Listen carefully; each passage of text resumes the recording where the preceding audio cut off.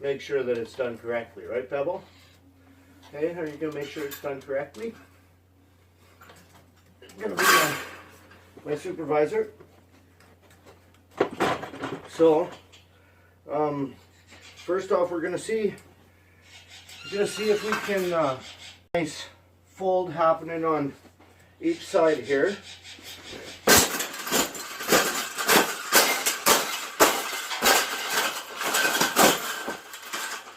I think we got it.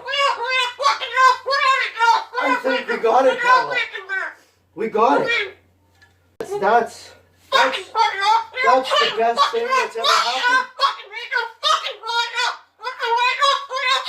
Oh, you don't like those cages either, hey? That's what it needs. Another one. These cages shouldn't even be in production, right? So we've made this cage. Yeah, we've made this cage good now. Exactly. We can throw it exactly where it belongs, right, Pebble? Right in the garbage.